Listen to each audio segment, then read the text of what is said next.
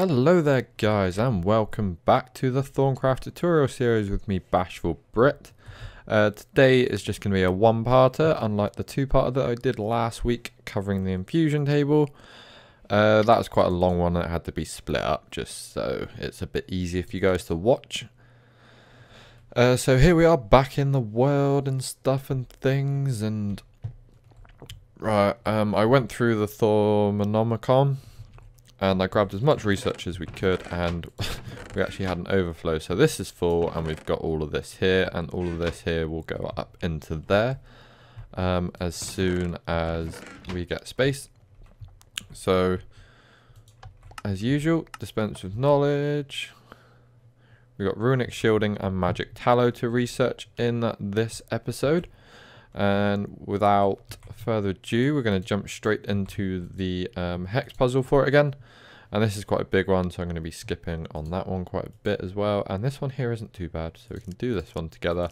And then I'll go do the other one off the camera. I hope you guys are finding the series helpful. I'm determined to go through with this to the end. I'm dedicated to it, so I'm going to keep pushing through. And hopefully we'll come out the other end. Right, that's got fire and stuff in it, and this has got these two, which has right, I think the best way to go about this one is going to be to drop this here, grab ourselves one of these, drop a bit of auto, drop a piece of that, and then make another one of these, make that, and then link that up like that, and that's pretty much the best way to do that. So there we go, we got magic tallow, and I'm going to quickly go off and do this one. I'll be back with you guys in a moment. And there you are guys, that is it there. This is quite a complicated one to get into, but it does give us runic shielding. This one I haven't looked into, it wasn't in the Thaumcraft version that we're running on the thing. I don't know what that is. So I got distracted by chestnut saplings being thingied out. But yeah, so it was quite complicated. I'll leave that one on screen so you guys can look at it. If you guys got a better way, just let me know. Link me a picture or something. And then, I don't know, just link me a picture. But this is the best way. This is the easiest way that I found of doing it just now. I don't have any guide going off. I'm making it up as I go along because I've done enough of these that I kind of know what links together and what to be looking for. But there we go, got magic tallow and runic shielding. Let us have a look at our magic tallow first. Well, this is new. This is new to me.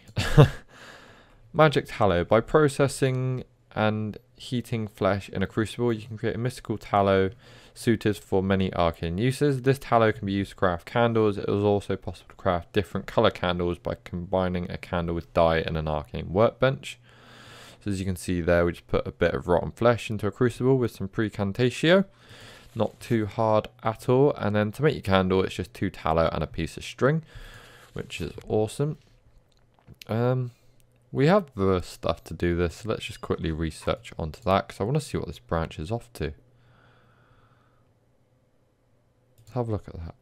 There are many substances in the world that are alchemical in nature. By carefully adding the proper aspects to these substances, you should be able to make more of them.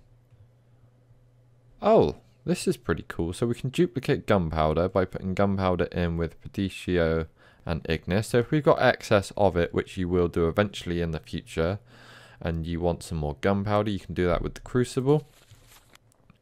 You can also do it with slime balls and clay,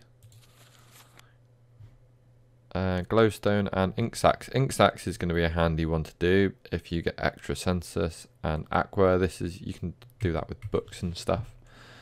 But hang on, right, we're going to see if we can jump into. So anyway, right, let's jump into this. We're going to need we're going to get some magic tallow on the go. Oh, these are all looking really interesting. We've got duplication, manufacture, processing. That's all going to be quite interesting to get into. This is all new stuff that I haven't looked into before. So we're all going to jump into that together. But sorry, where are we? we need to be looking at aspects. It's not easy to remember all of these. I keep forgetting. So that has a bit too much in it, but for demonstration purposes, it suits what we need. So let's just go grab ourselves some flesh. And I believe we're looking at magic tallow here. It's 2 precantatio for 1 tallow, so we can drop 1, 2, 3, 4. We're going to do 4.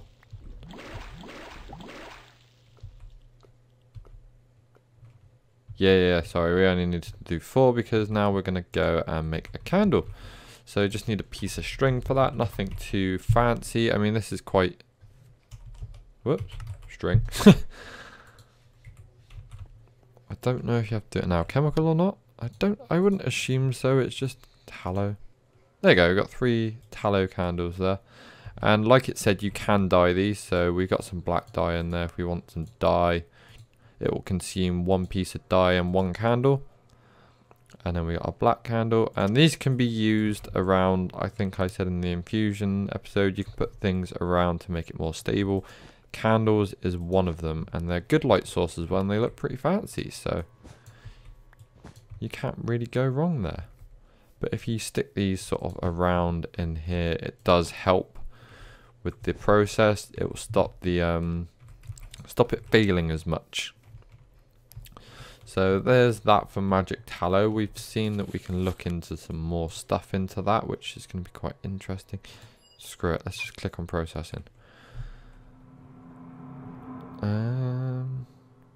Right, while creating magical and mundane substances, it's quite satisfying sometimes. Sometimes you just want to break things down into their component parts. What is simpler than adding entropic energy to do things? Actually, there are several reasons why this is a bad idea, but what is progress without some risk? So we can break all this stuff down into quite handy stuff. So we can break stone bricks down into cracked stone bricks. All it needs is a bit of petitio. Break cobble into gravel. You can break gravel into sand. Bones into more bone meal, and it only costs 1 petitio for that, so that's pretty good. Once you get into the advanced stages of the crucible, it's a lot easier. We will be getting into that at some point when we unlock it, but for now I don't think we've got it. So yeah, that's that. Oh, and this has just unlocked so much beautiful looking stuff. I have not looked into the runic shielding yet, so this is going to be quite interesting. So your research into protective magics have led you to discover runic shielding. This is not armor in the traditional sense, but a collection of charms, rings and similar protective baubles worn with your everyday clothes.